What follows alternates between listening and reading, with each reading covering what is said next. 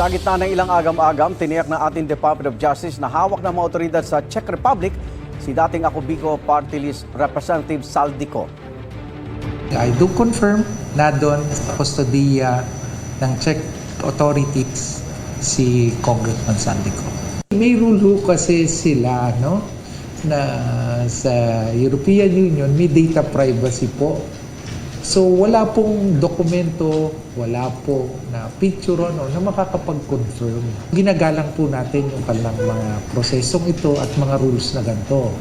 Ngayon naman po, Isang detalye binahagi ni Justice Secretary Frederick Vida ng huling siko, may kasama raw siyang isang Pilipino. Hindi dinetalye ni Vida kung ano ang ugnayan nito sa dating kongresista. Nakatakdang bumiyahe papuntang Prague si Vida ngayong linggo kasamang kinatawan ng Philippine Center for Transnational Crimes para iproseso ang pagpapauwi kay Ko. Ayon sa source ng GMA News sa Embassy ng Portugal sa Czech Republic, walang Portuguese passport si Ko batay sa kanilang civil registry. Hindi naman masagot ng embahada kung may golden visa si Ko dahil residency status daw ito.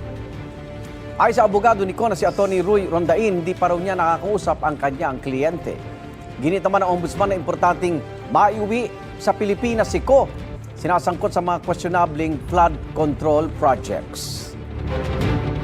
Itong pagkahuli sa kanya ay kinakailangan ma-convert natin into our jurisdiction yung kanyang tao. Yung kanyang pagkatao makuha natin dito.